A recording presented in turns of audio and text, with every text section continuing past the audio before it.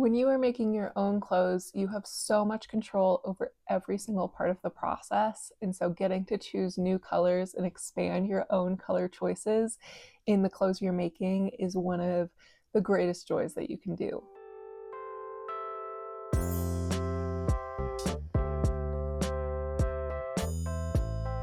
Hello, and welcome to another or your first video from me. My name's Sarah from Sarah's Hands Makes, and I make videos about knitting on the internet. So today I wanted to talk about how I'm expanding my own kind of color palette and the choices of colors that I'm knitting with after running the Opposites Attract knit along with Ash from Smash Knits. So that knit along is almost over. It ends on February 17th.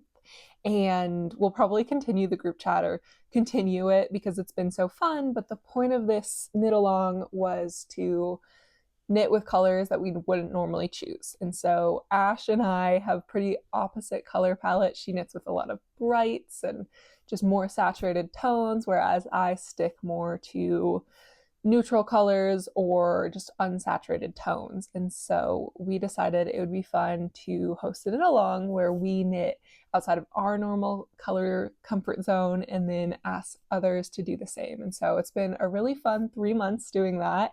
Can't believe we're almost at the end.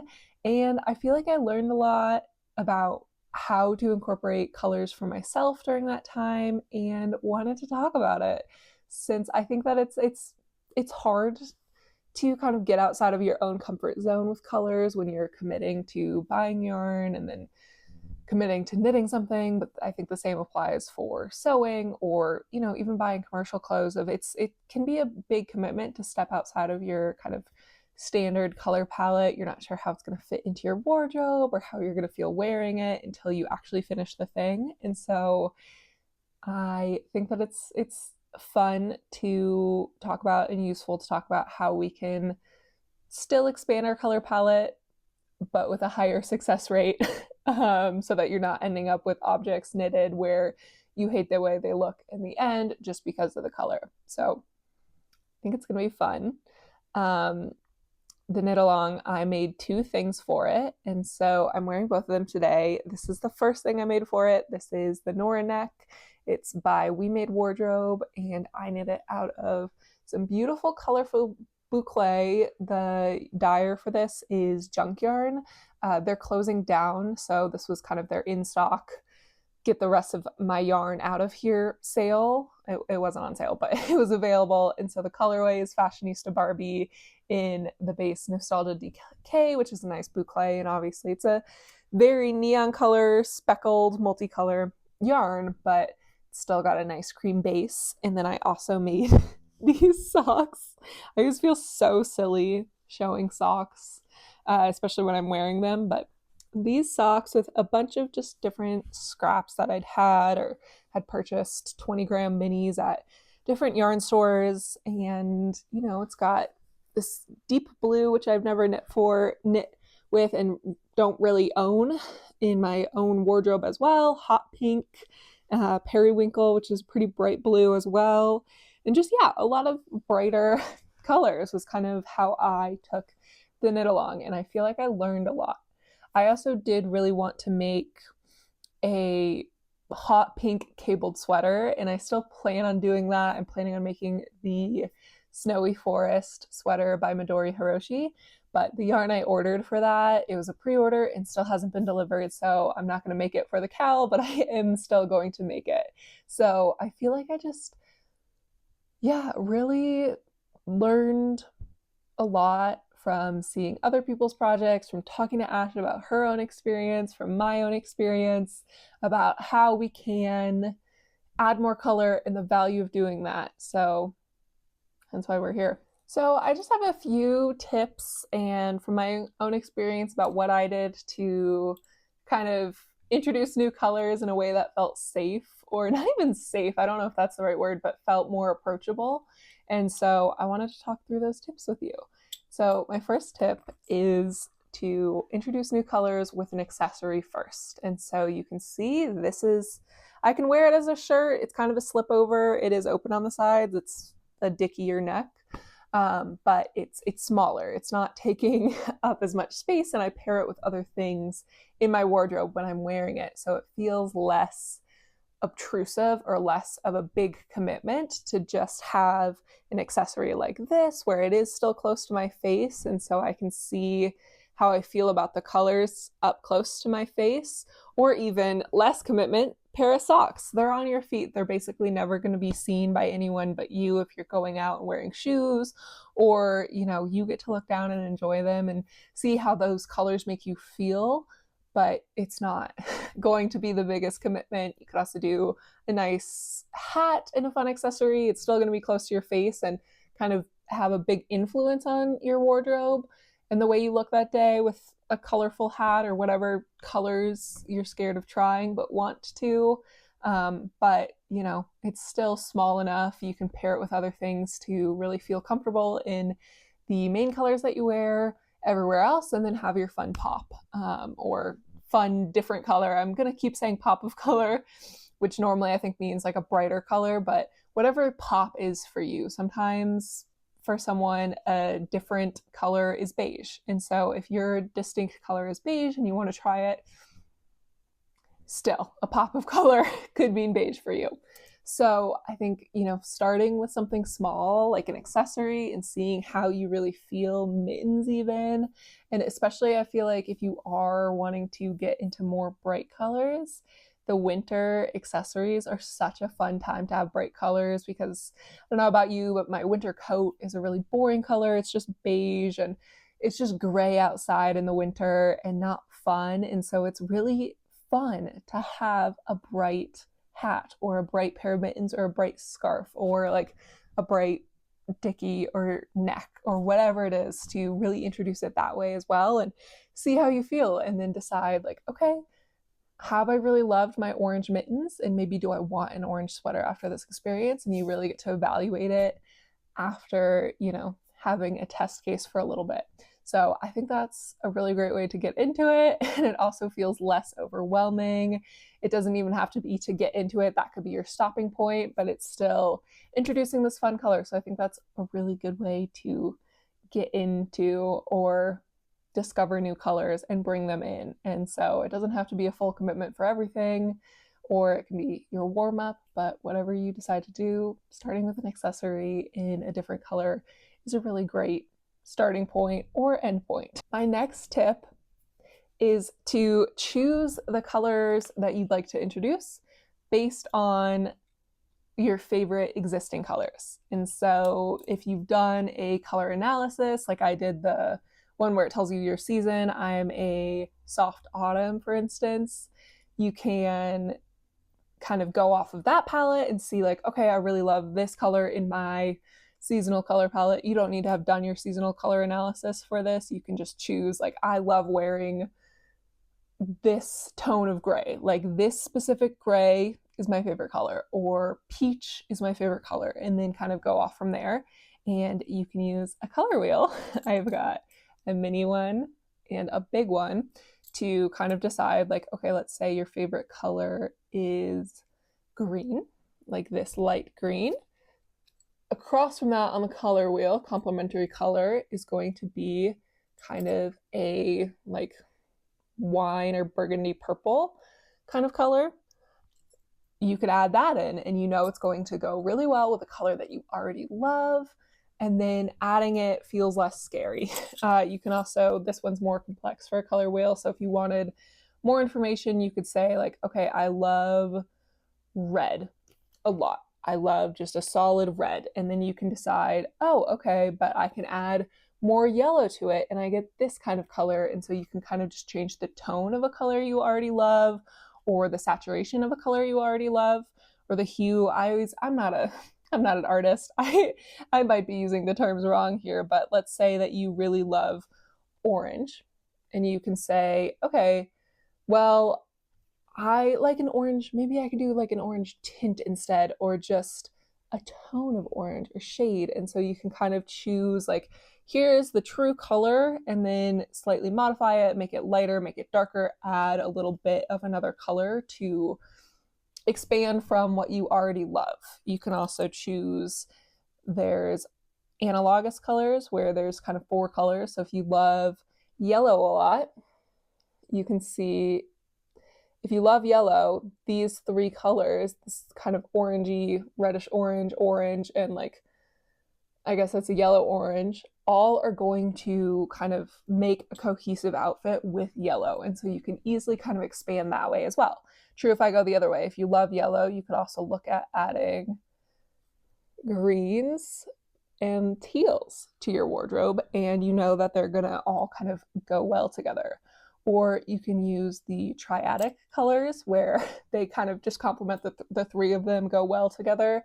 So you could choose, like if you love deep blue, you could have then like a light green and a kind of reddish orange are gonna look good based on color theory. I mean, I don't know if that's color theory, but based on the color wheel, those colors are going to look good together. So I recommend getting yourself a color wheel if you are really interested in expanding your color palette more.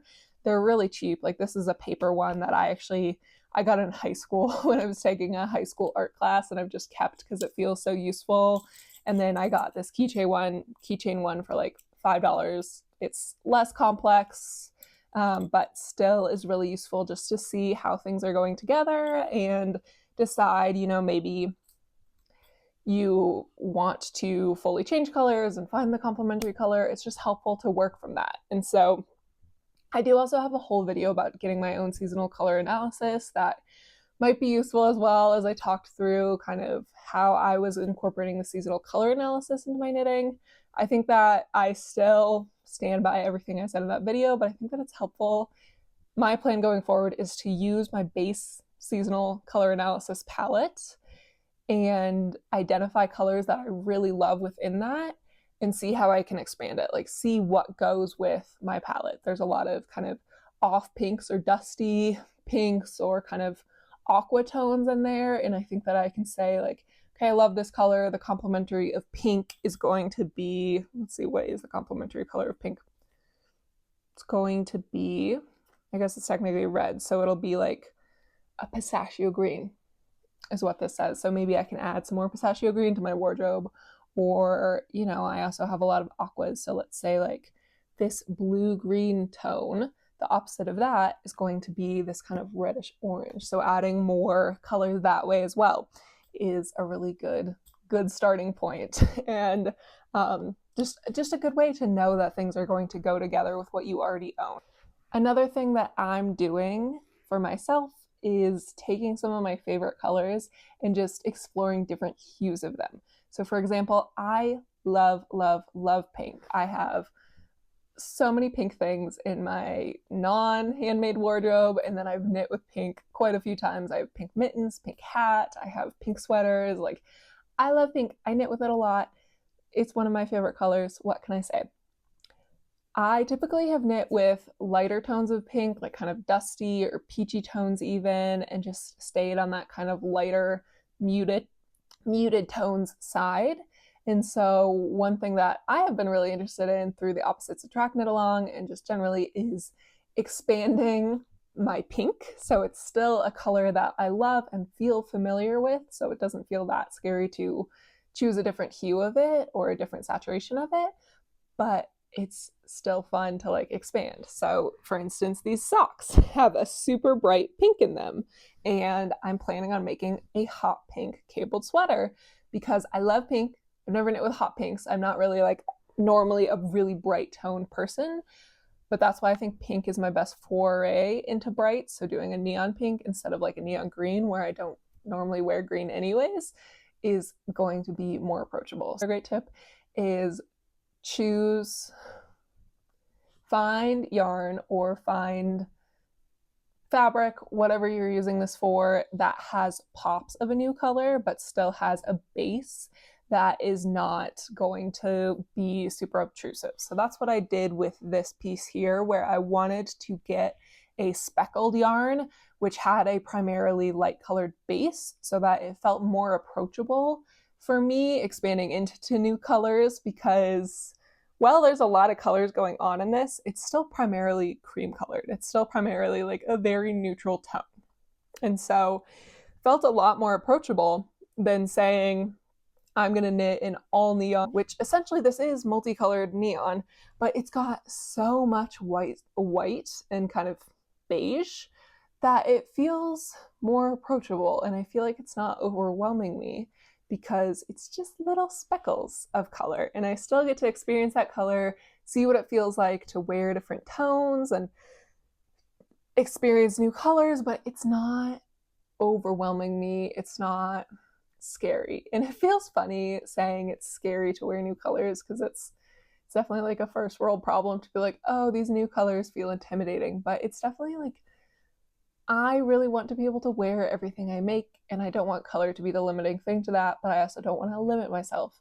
And so it feels scary sometimes to expand my colors because it could backfire and I could not wear what I just spent weeks or months making. So I'm using scary, but it's probably we could say it's intimidating. So this doesn't feel as intimidating because it's just little pops of color. It's not the whole thing. It's still primarily a neutral, and that just is really helpful. So I really recommend finding tones like that. There's also some great, like a lot of the spin cycle yarns that have a lot of different colors, or some of the Noro yarns as well are like this, where they have a lot of colors going on, but they are kind of spun with a neutral throughout. And so from afar, they still seem really neutral.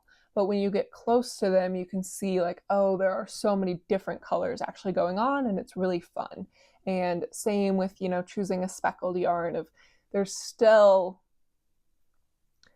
a lot of white, but I get those little spots of color where it's very visibly colorful, but it's not overwhelmingly colorful.